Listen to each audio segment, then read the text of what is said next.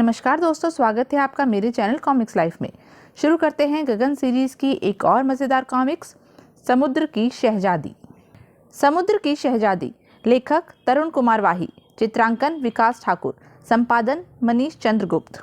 अमावस की गहरी काली सर्द रात, लोग अपने दैनिक कार्य निपटाने के बाद गर्म रजाइयों में दुबके पड़े थे। बाहर गलियों सड़कों पर आवारा कुत्ते भौंक गुर्रा रहे थे। ऐसे समय में एक इंसान ऐसा भी था जो विद्युत प्रदाय की नंगी करंट युक्त तार पर एक हुक की मदद से फिसला चला जा रहा था। वह व्यक्ति एक इमारत के सामने पहुंच गया। खंबे की मदद से वह नीचे उतरने लगा। उसने एक निगाह उस इमारत पर डाली, फिर वह घूमकर बैंक की पिछली दीवार तक जा पहुंचा। कलाई पर बंधी स्टील की बेल्ट पर लगा एक बटन दबाते ही उसके मुकुट से कुछ पीली किरणें निकलकर बैंक की दीवार से टकराई। दूसरे ही पल दीवार का वह हिस्सा गायब हो गया। वह भीतर आ गया। इसी प्रकार एक दो दरवाजों में बिना किसी रोक टोक के अपना रास्ता बनाता हुआ वह स्ट्रांग रूम तक आ पहुंचा। विद्युत मानव, यही है तुम्हारी मंजिल। विद्युत मानव तेजी से आगे बढ़ा और दरवाजे के बिल्कुल निकट जा पहुंचा।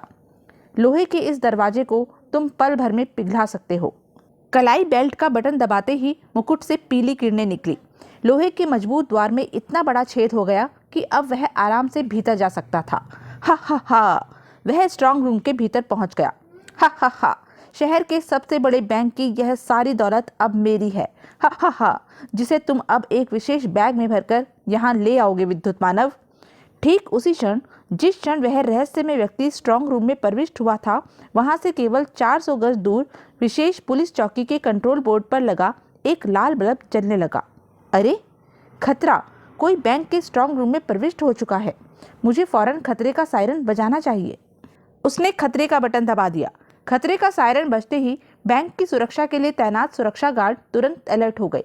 खतरा, शायद बैंक लूट रहा है। क्विक, बैंक की इमारत को घेरना होगा, जल्दी करो। आनन फानन में कई गाड़ियां पुलिस चौकी से निकली और कुछ मिनटों में बैंक की संपूर्ण इमारत को घेर लिया गया। बैंक से किसी संदिग्ध व्यक्ति को निकलते देखते ही गोली मार दो। दरवाजा खोलो। क्या हुआ साहब? भीतर कोई है बेवकूफ, हटो पीछे। सभी स्ट्रांग रूम की ओर लपके। कम ऑन, जल्दी करो। स्ट्रांग रूम के पास पहुंचते ही उनकी खोपड़ी घूम कर रह गई। Oh my God! चीफ का आदेश पाते ही सभी भीतर आ गए और एकाएक ही चीफ चीख पड़ा, वह रहा, गिरफ्तार कर लो। सुरक्षा गार्ड्स उसकी ओर लपके। यह देखकर विद्युत मानव चिल्लाया, जान प्यारी है तो वहीं रुक जाओ। चेतावनी के बावजूद भी एक गार्ड बहुत तेजी के साथ उससे जा टकराया। परिणाम स्वरूप दूसरे ही पल वह काले कोयले की शक्ल में फर्श पर पड़ा था। देखा, मैंने पहले ही कहा था कि जान प्यारी है तो दूर रहो। यह देख चीफ चीख पड़ा, फायर! चीफ के आदेश के साथ ही स्ट्रांग रूम गोलियों की आवाज से गूंज उठा। हा हा हा हा। सैकड़ों गोलियां लगने के बाद भी उसे जीवित खड़ा देखकर चीफ के दांतों तले पसीना आने लगा। हे भगवान, यह इंसान है या शैतान जिस पर गोलियों का भी कोई असर नहीं हो रहा?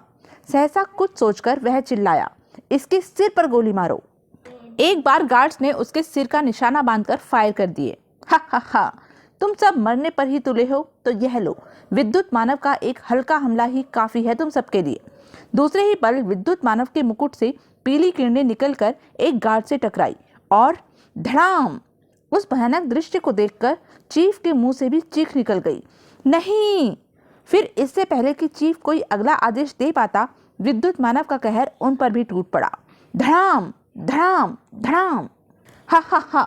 चीफ सहित सभी सुरक्षा गार्ड्स को समाप्त करने के पश्चात उसने नोटों से भरा वह भारी बैग अपने कंधे पर टांगा और विद्युत मानव से टकराने चले थे। और उस समय जब विद्युत मानव बैंक की चार दीवारी से बाहर निकला, अरे वह देखो, फायर! अगले ही पल वातावरण पुनः गोलियों के धमाकों से गूंज उठा, लेकिन गोलियों की वर्षा से बेखौफ बचकर निकलता हुआ वह खंबे पर चढ़ने लगा। हे भगवान, इस पर तो गोलियों का कोई असर नहीं हो रहा। फिर वह एक तार पर हुक की मदद से फिसलता चला गया। वह रात पुलिस के लिए बड़ी सिरदर्दी की रात साबित हुई। पेट्रोल गाड़ियां रात भर शहर की गश्त लगाती रही, लेकिन परिणाम कुछ न निकला। जबकि वहां से मीलों दूर एक इमारत में, आओ आओ आओ विद्युत मानव, मैं कब से तुम्हारा ही इंतजार कर रही थी। जरा समुद्र की इस शहजादी फिश क्वीन को इस बैग में भरी दौलत के दर्शन तो कराओ। विद्युत मानव ने कंधे पर टंगा बैग नीचे उतारा और उसका मुंह खोलकर बैग में भरी गड्डियां जमीन पर उलट दी। हा हा हा, दौलत, ढेर सारी दौलत, यह सब मेरी है। नोटों की गड्डियां देख फिश क्वीन मानो पागल हो उठी। यह सारी दौलत मेरी है, फिश क्वीन इस सब की मालकिन है। हा हा हा। विद्युत मानव, आज रात तुम्हें एक पल के लिए भी आराम नहीं करना है। जाओ, आज कई बड़े बैंकों के स्ट्रांग रूम तुम्हें खाली करने हैं। शहजादी फिश क्वीन का आदेश पाकर विद्युत मानव चल पड़ा। हा हा हा, तुम मेरे आदेश के गुलाम हो विद्युत मानव, कोई तुम्हारा बाल भी बांका नहीं कर सकता। तुम दुनिया के सबसे शक्तिशाली रोबोट हो। तुम्हें फिश क्वीन के प्रत्येक आदेश का पालन करना है विद्युत मानव। बैंक ऑफ अमेरिका की ओर बढ़ो, शाबाश। और फिर अगले दिन के समाचार पत्र चीख पड़े। रातों रात महत्वपूर्ण बैंकों में डकैती, एक ही रात में राजधानी के कई महत्वपूर्ण बैंकों में डकैती। संपूर्ण सरकारी मशीनरी हिल उठी। बड़े ही शर्म व खेद का विषय है कि एक ही रात में वह रहस्यमय इंसान विद्युत मानव कई बैंकों को लूट कर ले गया और हमारी पुलिस सिवाय हाथ मलने के और कुछ न कर सकी।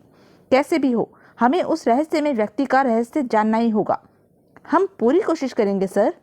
लेकिन सारी कोशिशें बेकार गई। उफ, वह बैंक लूटकर फिर भागा जा रहा है। अंत में गृह मंत्रालय की एक गुप्त मीटिंग में एक फैसला लिया गया। सर, क्यों ना इस केस में प्रोफेसर किशनलाल और गगन की मदद ली जाए। ओह, प्रोफेसर किशनलाल, गगन, मिस्टर करण, आप सभी प्रोफेसर किशनलाल से हमारी बात कराइए। Yes sir. हिंद महासागर के बीच कांच का वह गुंबद वास्तव में एक प्रयोगशाला थी, जहां प्रोफेसर किशनलाल गगन की मदद से देश की प्रगति के लिए नित नए प्रयोगों में व्यस्त थे। जिस समय प्रोफेसर किशनलाल और गगन को विद्युत मानव के विषय में सूचना मिली, वे एक विशेष किस्म की पोशाक का परीक्षण ही करने जा रहे थे। विद्युत मानव के विषय में सुनने के पश्चात गगन ने पूछा, यह विद्युत मानव क्या भला हो सकती है प्रोफेसर अंकल। सिर्फ देश का दुश्मन गगन बेटे, जो देश को आर्थिक रूप से पंगु कर देना चाहता है। गृह मंत्रालय से स्वयं गृह मंत्री जी ने हमसे मदद मांगी है। गगन, क्या तुम विद्युत मानव से टकराने के लिए तैयार हो। गगन देश के प्रत्येक दुश्मन से टकराने के लिए सदैव तैयार रहता है अंकल, बस आपकी आज्ञा चाहिए। प्रोफेसर किशनलाल ने परीक्षणार्थ रखी उस पोशाक को गगन को देते हुए कहा, इस विशेष पोशाक लीजर 22 के परीक्षण का इससे बढ़िया समय नहीं हो सकता। शायद विद्युत मानव से टकराने में यह तुम्हारी मदद करे। फिर उस विशेष पोशाक को पहनने के पश्चात प्रयोगशाला के विशेष रास्ते से होकर अब तुम तुरंत जाओ और अति शीघ्र विद्युत मानव की बर्बादी की सूचना मुझे आकर दो। ठीक 10 मिनट पश्चात गगन प्रयोगशाला के विशेष द्वार से बाहर निकला। अब समय आ गया है कि मुझे अपनी अंगूठियों का प्रयोग भी करना चाहिए। उड़ने के लिए वह हरी अंगूठी का नग दबा चुका था। उसी रात राजधानी स्थित हांगकांग बैंक के आगे अंदर विद्युत मानव बैंक लूट रहा है। हम कुछ नहीं कर सकते, गोलियां उस पर असर नहीं करती। कुछ ही देर बाद वह देखो, विद्युत मानव बैंक लूटकर जा रहा है। विद्युत मानव विद्युत सप्लाई की एक तार पर फिसलने लगा। शाबाश विद्युत मानव, फिश क्वीन को तुम पर नाज है।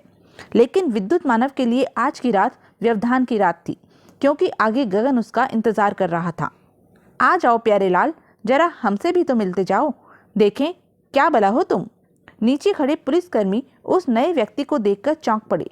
अरे, यह दूसरा व्यक्ति कौन है। शायद प्रोफेसर किशनलाल का मुंह बोला बेटा गगन। दोनों तार पर फिसलते हुए एक दूसरे के निकट आ गए। आओ विद्युत मानव, मुझे तुम्हें ऐसी ही जगह पकड़ना था जहां तुम अपने हाथों का स्वतंत्रता से उपयोग न कर पाओ और तुम्हारी कलाई पर बंधी स्टील बेल्ट तुम्हारे हाथों की पहुंच से दूर रहे। निकट पहुंचते ही गगन ने अपने पांव को सिकोड़ा और विद्युत मानव की छाती पर ठोकर जड़ दी। धड़ाक! ओह, गगन आ पहुंचा है। गगन की ठोकर विद्युत मानव का तो कुछ न बिगाड़ सकी, लेकिन विद्युत मानव अपने नोटों के बैग को न बचा सका। विद्युत मानव, जब तक गगन एक तार पर लटका है, करंट इसे नुकसान नहीं पहुंचा सकता। इसे नीचे गिराने की चेष्टा करो या फिर दूसरा तार पकड़ने का मजबूर करो, ताकि शॉर्ट सर्किट होते ही करंट इसकी जीवन लीला समाप्त कर दे। फिश क्वीन का निर्देश मिलते ही विद्युत मानव तेजी के साथ आगे बढ़ा और धड़ाक! ओह, उसी फुर्ती के साथ उसने दूसरी बार ठोकर उसकी छाती पर जड़ दी। परंतु इस बार जैसे ही विद्युत मानव ने वार करना चाहा, तो गगन अपने शरीर को हल्का सा लहरा गया। इसी के साथ उसने एक हाथ पर अपने शरीर का सारा वजन डालकर दूसरे हाथ का घुसा विद्युत मानव के जबड़े पर दे मारा। तड़ाक! ओह! और इस बात का एहसास गगन को प्रथम बार ही हुआ था। ओह, यह तो मानव नहीं रोबोट है। यह जानते ही इस बार वह बेहद तेजी के साथ पीछे की ओर फिसला। शॉर्ट सर्किट के लिए पहले इसे दूसरा तार पकड़ने के लिए मजबूर करना होगा। गगन पुनः आगे की ओर फिसला। जो मैं सोच रहा हूँ, अगर वैसा हो गया तो आज इस विद्युत मानव की मृत्यु निश्चित है। दूसरे ही पल वह पूरी शक्ति के साथ विद्युत मानव से आकर टकराया। तो यह थी अब तक की कहानी। आगे की कहानी जानने के लिए बने रहें मेरे साथ। और हाँ, मेरे चैनल को लाइक, शेयर और सब्सक्राइब करना ना भूलें। धन्यवाद।